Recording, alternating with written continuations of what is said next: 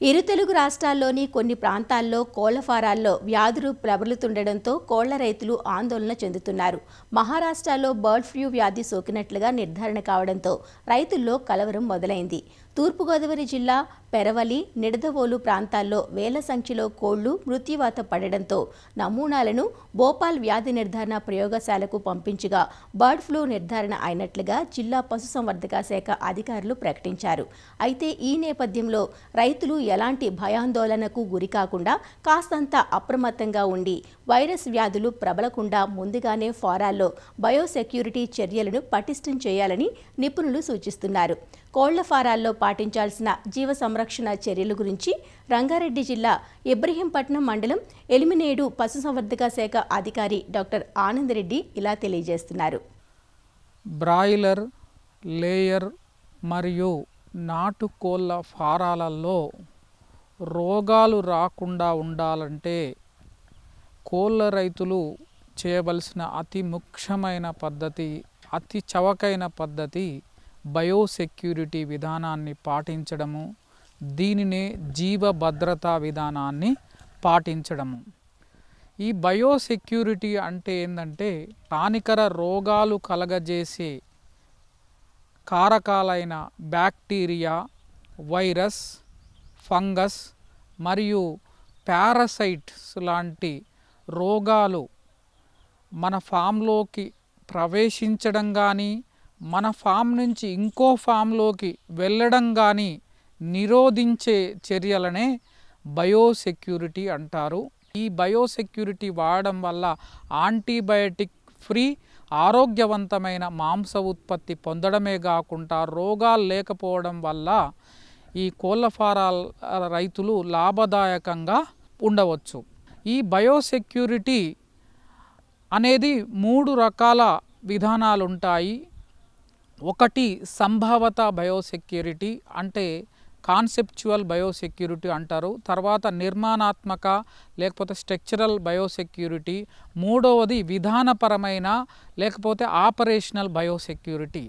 ఈ సంభావత biosecurity are conceptual బయోసెక్యూరిటీలో మనం కోళ్ల ఫామ్ ఎక్కడ ఏర్పాటు చేస్తున్నాం అనేది ఇంపార్టెంట్.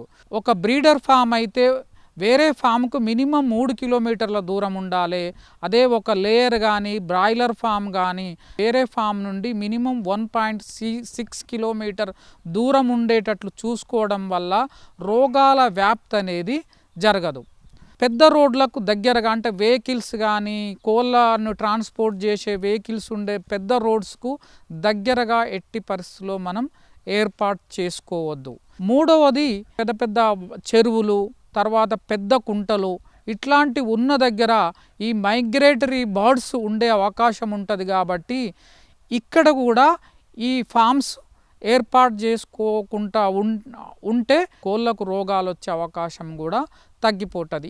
నిర్మాణాత్మక బయోసెక్యూరిటీ అంటే మనం ఫామ్ ఎలా కడుతున్నాము అంటే కట్టే ఫాము పౌల్ట్రీ ఫామ్ నమూనాలో కట్టాలి. ఈ నమూనా లేఅవుట్లో ఎలా ఉంటుందంటే మనము ఆ వెహికల్స్ పాస్ అనేది కరెక్ట్ ఉండడము, తర్వాత చుట్టూ మనకు బోర్డర్ ఫెన్సింగ్ ఏర్పాటు చేయడం ద్వారా వేరే పశువులు కానీ ఎంటర్ కాకుండా ఉండడం, వేరే మనుషులు లోపలికి పోకుండా ఉండడం చూసుకోవడం ద్వారా రోగాలు ట్రాన్స్మిట్ అయ్యే అవకాశం తక్కువగా ఉంటుంది. తర్వాత వెంటిలేషన్, మనం నిర్మాణంలో వెంటిలేషన్ కరెక్ట్గా ఉండడం వల్ల ఎయిర్ అనేది ఫామ్లో అక్యుములేట్ కాకుండా ఉండి తర్వాత ఈ బ్యాక్టీరియా ఇట్లాంటివి పెరగకుండా చూసుకోవడం కూడా అతి ముఖ్యమైనది. ఇది రెండవది. తర్వాత డైలీ ఆపరేషన్ బయోసెక్యూరిటీ. ఒక ఫామ్ నుంచి ఇంకొక ఫామ్కు మనం మనుషులను కానీ వెహికల్స్ కానీ అలో చేయకూడదు. మన అంటే ఉదాహరణకు ఆల్రెడీ ఒక బాయిలర్ ఫామ్లో కానీ లేయర్ ఫామ్లోకి వెళ్ళి మన ఫామ్లోకి వస్తున్నప్పుడు కంపల్సరీ బాతింగ్ చేయాలి. అంటే మన గేట్ దగ్గరనే బాతింగ్ చేసి తర్వాత ఆ బట్టలు కూడా మార్చుకొని వేరే బట్టలు వేసుకున్న తర్వాతనే మన ఫామ్లోకి ఎంటర్ కావాలి. వేరే ఫామ్ నుంచి మన ఫామ్లోకి వెహికల్ ఎంటర్ కాకుండా చూసుకోవడం ఇంపార్టెంటు. దబ్బుకొని ఎంటర్ అయితే కూడా ఆ వెహికల్ని కూడా డిస్ఇన్ఫెక్టెంట్ చేయాలి. అంటే ఫామ్ గేట్ దగ్గర ఫుట్ బాత్స్ కానీ వెహికల్ బాత్ సిస్టమ్ కంపల్సరీ ఉండాలి. మైగ్రేటరీ బర్డ్స్ అనేటివి ఈ రోగాలని వ్యాపించే అతి ముఖ్యమైన సాధనాలు అన్నట్టు. మైగ్రేటరీ బర్డ్స్ అంటే కొంగలు కానీ, పావురాలు కానీ, పిట్టలు కానీ, ఇట్లాంటివి గద్దలు కానీ ఒక ఫామ్ నుంచి ఇంకొక ఫామ్కు వచ్చినప్పుడు వాటి ద్వారా డిసీజ్ ట్రాన్స్మిట్ అయ్యే అవకాశం ఉంటుంది. కాబట్టి ఈ మైగ్రేటరీ బర్డ్స్ మన ఫామ్లోకి రాకుండా మనం రక్షణ చర్యలు తీసుకోవాలి. ఎందుకంటే ఇప్పుడు లిట్టర్ ఉంటుంది కింద ఫ్రీగా ఉన్నప్పుడు ఆ కొంగలు కానీ పక్షులు కానీ లిట్టర్లో ఉన్న ఆహారం కోసం వస్తాయి. ఈ లిట్టర్లోకి పక్షులు రాకుండా దానికి మెష్ చేయడం కానీ లేకపోతే గ్రీన్ మెష్ వాడడం ద్వారా ఈ లిట్టర్లోకి ఈ పక్షులు రాకుండా చేసుకోవచ్చు. ఫామ్స్లలో ఒక్కోసారి చనిపోయిన పక్షులను బయట పారవేస్తుంటారు.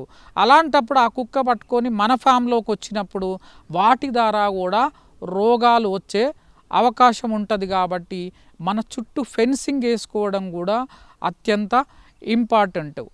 అలాగే రోడెంట్స్ ఎలుకల ద్వారా కూడా కొన్ని వ్యాధులు వ్యాప్తి చెందే అవకాశం ఉంటుంది. కాబట్టి చుట్టూ క్లీన్గా ఉండేటట్లు చూసుకోవడం, ఫామ్ను రెగ్యులర్గా రొడెంట్ సైడ్స్ కానీ ఎలకల మందు యూజ్ చేయడం, బోన్స్ పెట్టి ఎలకలు పట్టియడం ద్వారా ఎలకల ద్వారా వచ్చే వ్యాధులను కూడా మనం నిర్మూలించుకోవచ్చు. తర్వాత ఫ్లైస్ అంటే క్లీన్లీనెస్ కరెక్ట్ లేకపోవడం వల్ల ఈ ఈగలు దోమలు విపరీతంగా మల్టిప్లై అవుతాయి. కాబట్టి మన ఫామ్ రెగ్యులర్గా క్లీన్గా ఉండేటట్లు చూసుకోవడం, అవసరమైతే ఈగల నివారణ మందులు కూడా మనం వాడుకోవడం వల్ల ఈ ఈగల ద్వారా జరిగే ఈ రోగాలని మనం అరికట్టవచ్చు. ఒక షెడ్లో డిఫరెంట్ ఏజ్ గ్రూప్స్ను ఎప్పుడూ సాధవద్దు. అంటే ఒక ఏజ్ గ్రూప్ నుంచి ఇంకొక ఏజ్ గ్రూప్కి కూడా రోగాలు ట్రాన్స్మిట్ అయ్యే అవకాశం ఉంటుంది. కాబట్టి ఆల్ అవుట్ ఆల్ ఇన్ అనే పద్ధతి, ఒకటేసారి తీసివేయడము ఒకటేసారి వేయడము పక్షులను అనేది మనం చేసుకోవాలి. తర్వాత ఎగ్ ట్రేసు, మనం ఎగ్ ప్యాకేజింగ్ కూడా మనం గేట్ బయటనే వాటిని డిస్ఇన్ఫెక్టెంట్ చేసిన తర్వాత మనం మన ఫామ్లోకి ఎంటర్ చేయడం వల్ల ఈ రోగాలు కలిగించే క్రిములు ఈ ఎగ్ మెటీరియల్స్ ద్వారా రాకుండా మనం చేసుకోవచ్చు. పౌల్ట్రీలో ఉపయోగించే ఎక్విప్మెంట్స్ రెగ్యులర్గా డిస్ఇన్ఫెక్టెంట్ క్రిసాల్ కానీ ఫినాల్ కానీ ఐడోపోర్ కానీ విర్కాన్ ఎస్ ఇట్లాంటి వాటితోని అంటే డిస్ఇన్ఫెక్టెంట్ చేసి తర్వాత ఎండలో ఆరబెట్టడం వల్ల దాంట్లో ఉన్న మైక్రోబియల్ పాపులేషన్ అనేది జీరోకు తేవడం జరుగుతుంది. ఇట్లా రెగ్యులర్ డిస్ఇన్ఫెక్టెంట్ చేయడం వల్ల ఈ రోగాలు కలిగించే హానికారక క్రిములు అనేది చంపేయడం వల్ల మన కోళ్ళకు రోగాలు వచ్చే అవకాశం తక్కువగా ఉంటుంది. వాటర్ కంటామినేషన్ ద్వారా కూడా కొన్ని వ్యాధులు వచ్చే అవకాశం ఉంటుంది. కాబట్టి ఈ వాటర్లో మనం రెగ్యులర్గా క్లోరినేషన్ చేయడం, అంటే ఉదాహరణకు 1000 లీటర్ల వాటర్లో ఒక 5 గ్రాముల బ్లీచింగ్ పౌడర్ కలపడము, ఆ వాటర్ని ఒక అరగంట సేపు ఉంటే దాంట్లో ఉన్న సూక్ష్మజీవులన్నీ చనిపోవడం జరుగుతుంది. కాబట్టి ఈ వాటర్ కంటామినేషన్ ద్వారా వచ్చే వీటిని కూడా మనం అరికట్టవచ్చు.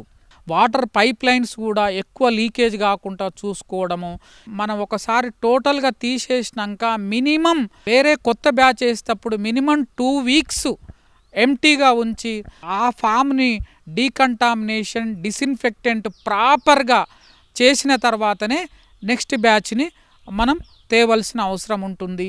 ఫామ్లో కొంత పర్సంటేజ్ రెగ్యులర్ మోర్టాలిటీ ఉంటుంది. చనిపోయిన డెడ్ బర్డ్స్ అనేటివి కార్కసెస్ ప్రాపర్గా డిస్పోజ్ చేయాలి. వీలున్నంత వరకు చనిపోయిన బర్డ్ని ఇమ్మీడియట్గా ఆ కేజ్ నుంచి కానీ ఇమ్మీడియట్గా తీసేయాలి. ఎంత తొందరగా తీసేస్తే అంత మంచిది. తీసివేసిన తర్వాత దాన్ని ప్రాపర్గా పిట్లో కానీ లేకపోతే బర్నింగ్ చేయడం కానీ చేయాలి, లేకపోతే పాతి పెట్టడం కానీ చేయాలి. కానీ చాలా చోట్ల ఏంటంటే బయట విసిరేస్తుంటారు, మాన్యూర్లో వేస్తుంటారు, లేకపోతే పారే వాటర్లో వేస్తుంటారు. దీనివల్ల ప్రాబ్లం ఏంటంటే ఒకసారి చనిపోయిన బర్డ్స్ బయట వేయడం వల్ల అవి కుక్కలు ఎత్తుకొని పోవడము, తర్వాత వైల్డ్ యానిమల్స్ జాకాల్స్ కానీ ఇట్లాంటివి ఎత్తుకొని తర్వాత పిల్లులు కానీ ఎత్తుకొని వేరే ఫామ్ దగ్గరికి పోతే దీంట్లో ఏదైనా రోగం ఉంటే ఆ ఫామ్లోకి ఎంటర్ కావడం జరుగుతుంటుంది. అలాగే చనిపోయిన బర్డ్స్ బయట ఓపెన్గా ఉంచడం వల్ల ఈ గద్దలు కానీ కాకులు కానీ రావడము, ఇవి ఫ్లయింగ్ చేస్తాయి. కాబట్టి ఇంకో ఫామ్ మీదకి పోయినప్పుడు అక్కడికి ఈ రోగాన్ని ట్రాన్స్పోర్ట్ చేయడం జరుగుతుంది. ఈ పారే నీటిలో వేసినా కానీ ఈ నీటి ప్రవాహం ద్వారా ఇంకో ప్లేస్కి ఈ బ్యాక్టీరియా అనేది, చనిపోయిన బర్డ్స్లలో బ్యాక్టీరియా అనేది ట్రాన్స్పోర్ట్ కావడం జరుగుతుంది. కాబట్టి అతి ముఖ్యంగా డెడ్ బర్డ్స్ డిస్పోజల్ అనేది చాలా ఇంపార్టెంటు. కంపల్సరీ పిట్ తవ్వుకోవడము, ఆ పిట్లో డెడ్ బర్డ్స్ రెగ్యులర్గా వేసి తర్వాత దాని మీద పొడి సున్నం చల్లడం, తర్వాత లేకపోతే బర్నింగ్ చేయడం ద్వారా ఈ చనిపోయిన బర్డ్స్ అంటే ప్రాపర్ కేర్ చేయాలి. తర్వాత రెగ్యులర్గా ఓనర్ ప్రతిరోజు ఆ ఫామ్లో కొద్దిసేపు గడపడం ద్వారా ఎట్లా ఉన్నాయి, ఆరోగ్యవంతంగా ఉన్నాయా, ఎలా ఉన్నాయి అనేది కొంచెం టైం స్పెండింగ్ చేయాలి. చేసి ఏదైనా కొద్దిగా ప్రాబ్లం అనిపిస్తే ఇమ్మీడియట్గా డాక్టర్ కన్సల్ట్ చేయడము, డయాగ్నోస్టిక్ ల్యాబ్లో టెస్ట్ చేయించడము, దాన్ని ఐసోలేషన్ చేయడము, ఇట్లాంటి చేయడం వల్ల ఈ రోగాలు వ్యాప్తి కాకుండా చూసుకోవచ్చు. తర్వాత ఫామ్లో పనిచేసే లేబరర్స్ ఉంటారు కదా, వాళ్ళకు మాత్రం ఈ బయోసెక్యూరిటీ మీద ప్రాపర్గా అవగాహన ఉండినప్పుడు, వాళ్ళు కూడా పాటిస్తున్నప్పుడు మాత్రమే ఈ బయోసెక్యూరిటీ అనేది సాధ్యమవుతుంది. తర్వాత regular vaccination, as per schedule ప్రకారం రెగ్యులర్ వ్యాక్సినేషన్ అనేది చేపించడం ద్వారా రోగాలు అనేది వ్యాప్తి కాకుండా ఉండడమే కాకుండా తర్వాత ఈ బర్డ్స్లో యాంటీబాడీస్ టైటర్ కూడా ఎలా ఉందో సీరలాజికల్గా పెద్ద ఫామ్స్లలో చేసుకొని ఈ రోగాలకు అంటే తట్టుకునే శక్తి కోళ్ళకు ఉందా లేదా అనేది చూసుకోవడం కూడా అతి ముఖ్యమైనది. అలాగే ఇండియాలో కొన్ని చోట్ల బర్డ్ ఫ్లూ రికార్డ్ అయ్యింది. చాలా ఫారం ఓనర్స్ కానీ దాని మీద ఎలాంటి చర్యలు తీసుకోవాలనేది కూడా ఇంపార్టెంటు. ఈ బర్డ్ ఫ్లూ అనేది మైగ్రేటరీ బర్డ్స్ ద్వారా ట్రాన్స్మిట్ అవుతాయి. బర్డ్స్కు మధ్యలోకి ఈ వైల్డ్ బర్డ్స్ వెళ్ళకుండా నెట్ కానీ మెష్ కానీ పెట్టుకోవడము, తర్వాత అలాగే మన ఫామ్లోకి ఎస్పెషల్లీ వేరే వెహికల్స్ కానీ వేరే మనుషులు కానీ తర్వాత డాగ్స్ కానీ ఎంటర్ కాకుండా చూసుకోవడము, దప్పుకున్న కొత్త వాళ్ళు వచ్చినప్పుడు పర్సనల్ ప్రొటెక్టివ్ ఎక్విప్మెంట్స్ వాడడం ద్వారా ఈ రోగాన్ని అనేది మన ఫామ్లోకి ఎంటర్ కాకుండా చూసుకోవచ్చు.